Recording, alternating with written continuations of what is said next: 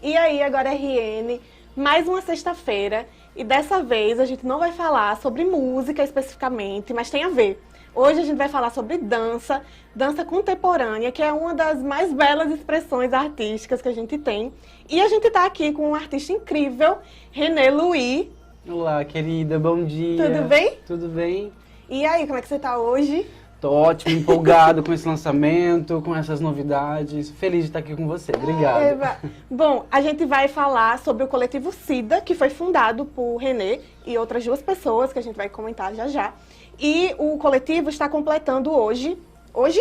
Esse mês. Esse mês. 5 anos de atuação aqui no estado, né? Exato. Aqui no estado. E aí a gente vai conversar sobre isso. Eles prepararam uma programação extensa para esse mês, para essa comemoração. E a gente vai falar sobre isso. Mas antes a gente quer saber também a história, né? Do coletivo, como foi criado, o que é, o que faz. Vamos conversar sobre isso? Vamos embora.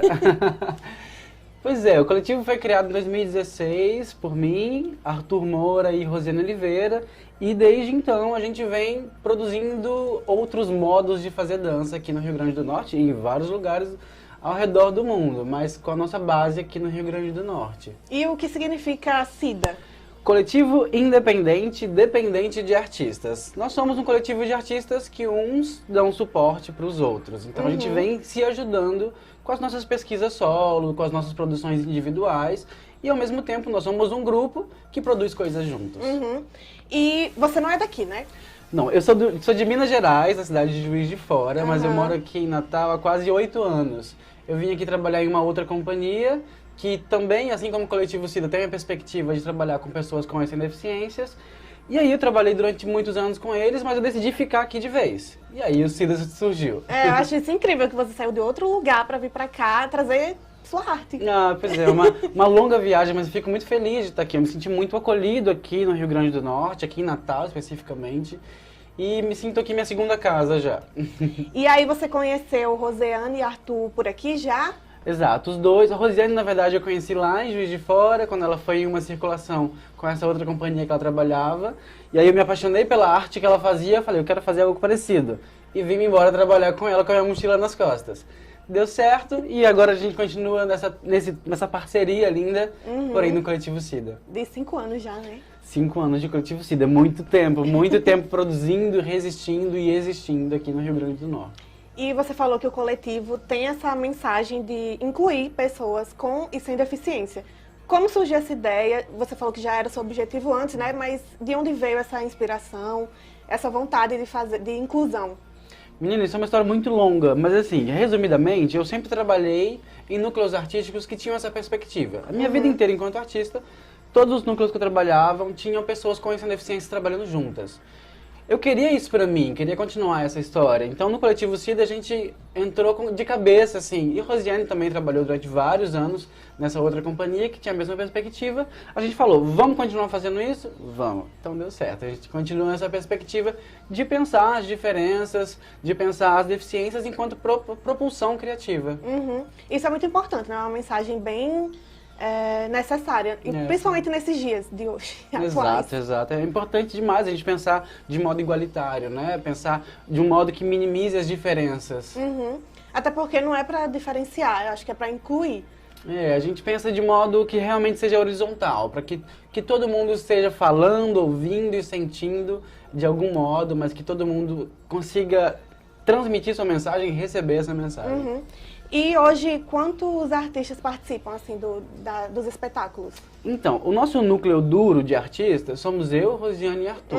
O núcleo fixo. Mas para cada novo trabalho a gente convida novos artistas, novos colaboradores e novos profissionais. Então, o espetáculo que vai estrear nesse sábado, por exemplo, tem outros 2 artistas em cena, Mainá Santana e Diogo Ricardo, e envolve uma equipe de mais ou menos outros 10 técnicos profissionais de audiovisual, e todos os setores possíveis. Mas para cada novo trabalho a gente convida realmente uma nova equipe. Isso é ótimo, porque aí você abre espaço para mais pessoas participarem, dançarem. Até porque a gente sabe que é um pouco fechado, né, o mercado aqui para dança.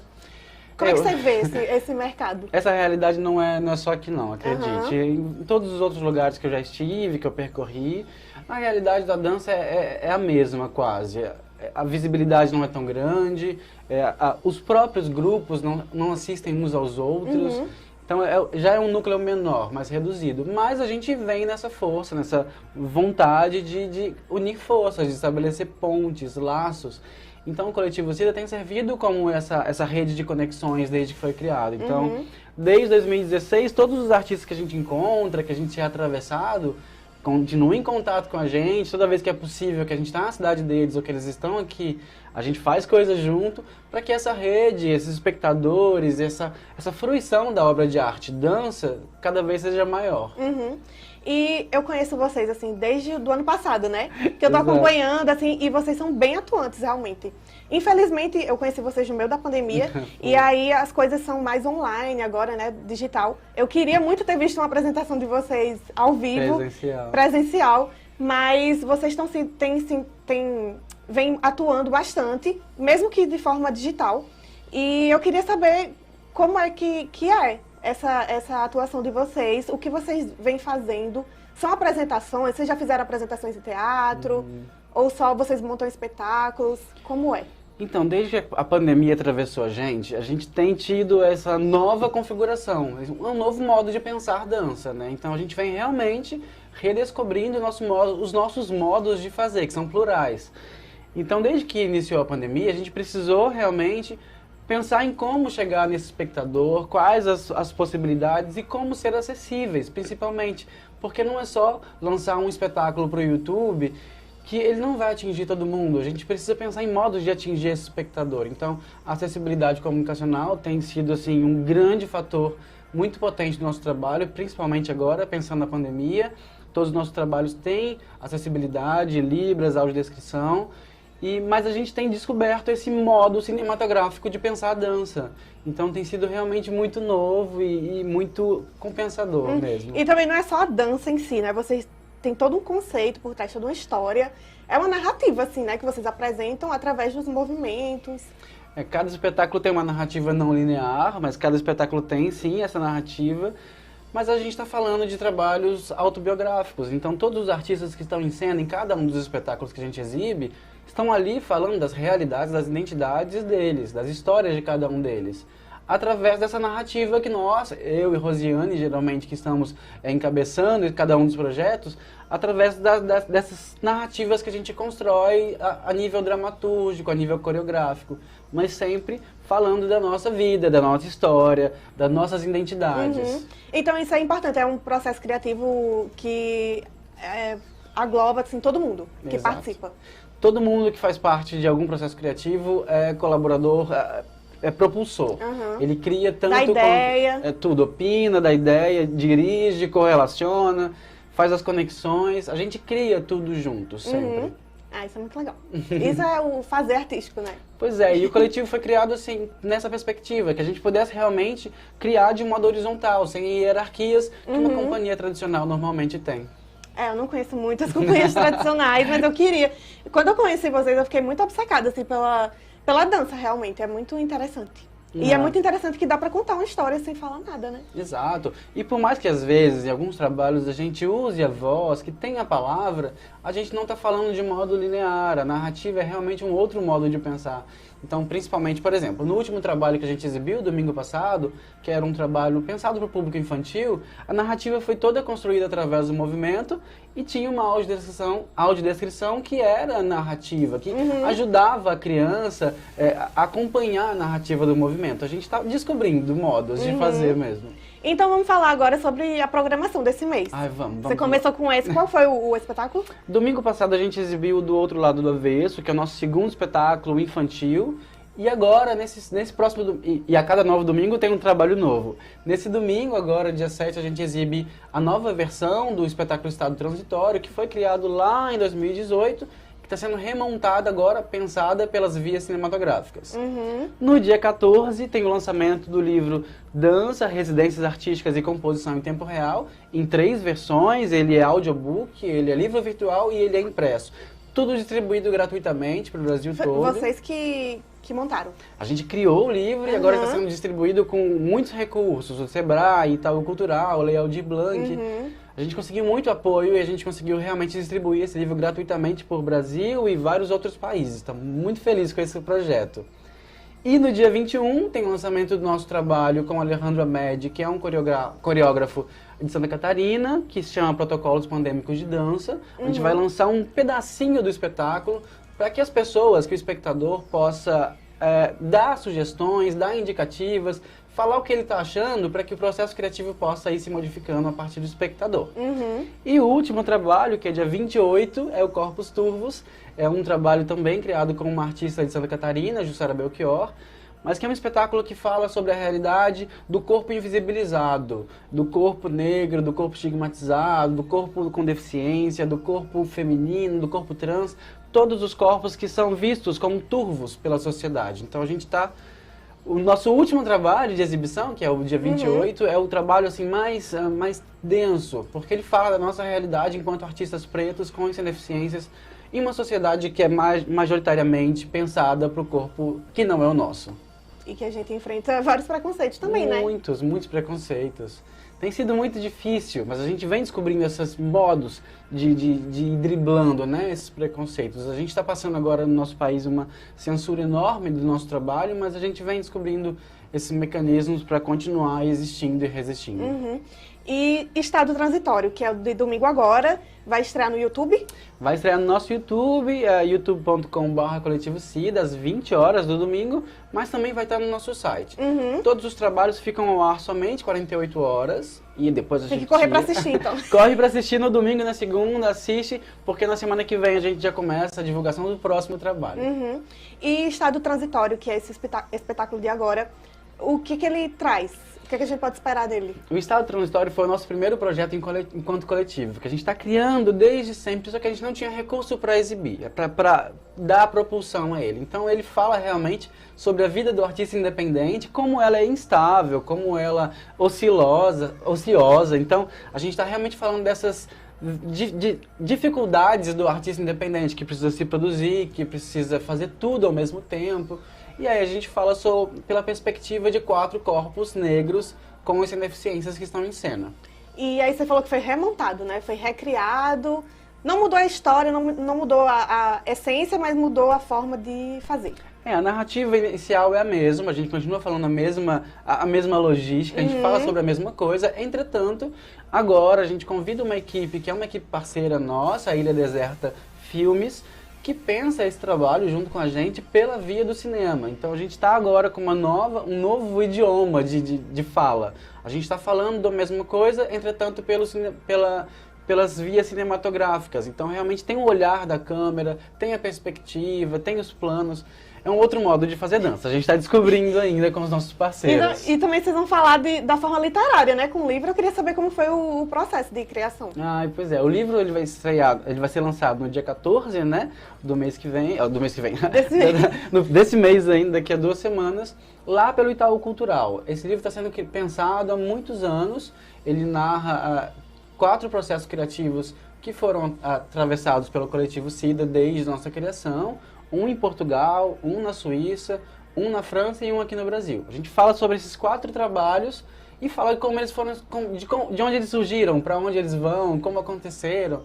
E isso com uma linguagem poética e performativa. Esse projeto é um projeto que surgiu no meu mestrado em artes cênicas, que eu consegui, assim, com muitos esforços, muitos apoios, graças ao Sebrae, ao Itaú Cultural, a Lei Aldir Blanc, para jogar ele para o mundo de modo acessível. Então a gente tem realmente essas 3 versões acessíveis que estou muito feliz de lançar. E é realmente um outro modo de fazer dança. Estou descobrindo como fazer dança pelas palavras. Interessante. Eu quero ler. Vou te mandar um livro. Eu quero, por favor. Todo mundo que veio aqui, a gente já está fazendo há um bom tempo essa entrevista aqui na sexta, e todo mundo que veio aqui fala dos editais, da importância do apoio financeiro, né? Exatamente. Você quer comentar um pouquinho? Menina, é muito difícil a vida do artista. Você percebeu pela minha cara de sofrimento, né? A gente precisa sempre ficar lutando e se redescobrindo para ser inventivo, para criar trabalhos novos, para ter projetos novos, para submeter para editais. E não é tão fácil. A gente teve agora um grande boom no nosso país, que na história do Brasil nunca houve, que foi a injeção líquida de dinheiro através da Lei Aldir Blanc. e que é a primeira vez na vida que a gente lida com tanto dinheiro destinado para a cultura e que a gente está muito feliz por conseguir. Mas a gente sabe que em ordem natural nem todo mundo tem acesso a esses editais, que em ordem natural nem todo mundo sabe como escrever e não foram editais tão simples assim de submeter. A gente, obviamente, fica muito feliz por termos sido contemplados em tantos projetos. A gente está lançando agora 6 projetos novos, mas ao longo desse ano de 2000 e 2020, a gente já lançou uma série de outros projetos, todos contemplados com leis emergenciais. E somos felizes, mas a gente sabe que não é todo mundo que consegue escrever um projeto, que é difícil, que tem um modo... Precisa de organização também. É uma organização, assim, que nem todo mundo tem. Isso é realmente muito difícil e é um acesso, uma via de acesso que a gente precisa criar. Então, nós do Coletivo Cida, por exemplo, há alguns meses atrás, a gente lançou uma consultoria para artistas com deficiência que querem se inscrever e não conseguem, e não sabem quais os caminhos. A gente lançou essa consultoria para artistas do Brasil todo se inscreverem e a gente ajudar. E foi ótimo. Conseguiu aí democratizar, né, o acesso? Pois é, o nosso foco principal é a democratização de acesso, pensar de modo igualitário para ajudar que outras pessoas consigam esses recursos também, assim como a gente está conseguindo. Um recurso público, verdade, né? Muita gente não sabe como fazer, realmente. Exato, exatamente. É importante, é ação importante. Parabéns. Obrigado. Bom, depois agora da programação de novembro, da comemoração dos 5 anos do Coletivo Cida, vocês, o Arthur, Renê, vocês já têm planejamento para o que vem aí? Vocês já estão pensando nos próximos espetáculos? Vocês já estão pensando também na retomada das atividades presenciais? Porque a gente sabe que a vacinação está avançando e aí as coisas vão retomando. O que é que você está pensando? Então, a gente tem muitas perspectivas para 2022, óbvio. Mas a níveis de planos concretos, a gente vai finalizar a construção do espetáculo Protocolos Pandêmicos de Dança, que vai estrear no primeiro semestre de modo presencial. A gente pretende voltar também a algumas atividades ainda pontuais na Casa Tomada, que é a nossa sede. Mas a nível de estrutura, a gente está pensando outros modos de exibir todos os trabalhos que foram criados ao longo de 2020 e 2021, entretanto de modo presencial ou de modo híbrido, que a gente consiga relacionar tudo isso que a gente aprendeu ao longo desse período que a gente está sendo atravessado, tudo isso da tecnologia, a gente está pensando em modos de levar isso para a cena, para o palco presencial também.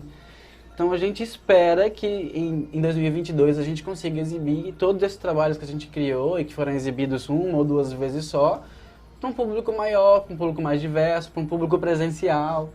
Vamos ver, tem coisas ainda para acontecer, mas para 2022 nossa promessa é tentar descobrir o modo como essa arte, tecnologia pode se relacionar também no palco presencial. Até porque o mundo se transformou agora, né, com a pandemia. A internet e a tecnologia foram muito importantes. Exatamente. Nesse momento, a gente sabe quantas reuniões por Zoom a gente já teve. E foi muito importante, e aí você agregou isso, vocês agregaram, Arthur, Renê e Rosiane, do Coletivo Cida, agregaram essa ferramenta. O audiovisual atravessou a gente de um modo que não tem como negar ele mais. O audiovisual, as ferramentas assistivas, a gente quer continuar fazendo acessibilidade, quer continuar fazendo dança com tecnologia, então a gente acha que os novos processos criativos que vão surgir ao longo de 2022 ou dos próximos anos, vão ter vestígios, ecos, vão ter características ainda muito fortes dessa presença da tecnologia. E a gente acha que vai ser muito bacana também, né? Relacionar o antes e o agora, esse modo de fazer que a gente tinha antes com o modo de fazer agora e descobrir qual é esse terceiro novo modo de fazer, né? Eu acho que vai ser legal. E esses projetos que vocês fizeram durante a pandemia e inclusive esse que você está preparando agora, que é... Protocolos Pandêmicos de Dança. Justamente. Isso vai ficar marcado na história, assim, né? A gente vai, quando passar a pandemia, espero que passe logo, a gente vai poder olhar para isso e lembrar de como foi. Isso é muito importante, né? A arte fazendo história, a história fazendo arte. Exato. A gente está passando por um momento histórico da vida da sociedade, né? Da nossa vida enquanto sociedade. E principalmente esse espetáculo, Protocolos Pandêmicos de Dança, fala especificamente sobre esse momento que a gente está vivendo, esse momento que a gente está sendo atravessado, e a gente quer construir com ele uma dança que resista a esse novo modo, que apresente os fatos e os fatores e as realidades da pandemia, mas que resista a ela e que exista numa vida pós-pandêmica. A gente acha que tudo isso vai dar muitas possibilidades criativas para os próximos Ai, com certeza. períodos. Com certeza. E a gente espera que a pandemia acabe logo. Ai, por favor. Que a gente quer ver, eu quero muito ver presencial. É incrível. De Vai verdade. ser lindo. Fica o convite para conhecer a nossa casa, Casa Tomada, que fica lá em Capim Macio, que é o nosso espaço de residência e de criação, de apresentações, de pequenos eventos, mas que desde o começo da pandemia a gente decidiu fechar as portas e ficar somente entre nós, mas que a gente espera abrir novamente muito em breve. Ai, eu vou. Por favor, tomar um café. Eu vou. Bom, infelizmente a nossa conversa está chegando ao fim, mas vamos fazer o serviço de novo, deixar aqui o convite para todo mundo acompanhar o relançamento, né, a remontagem de Estado Transitório, que vai ser esse domingo. E aí retome também as próximas agendas. Perfeito. Porque tem muita programação em novembro. Muita coisa, muita coisa. Esse mês de comemoração do Coletivo SIDA, o presente é para os espectadores, para quem acompanha a gente desde sempre. Então, no próximo domingo, às 20 horas, no nosso YouTube, youtube.com/coletivosida, ou no nosso site, www.coletivosida.com.br, às 20 horas. O espetáculo fica ao ar durante 48 horas somente, então corre. Na semana que vem, dia 14, o lançamento do livro Dança, Residências Artísticas e Composição em Tempo Real, lá pelo Itaú Cultural. Então vai lá, reserve seu ingresso pelo Simpla para assistir ao vivo o lançamento.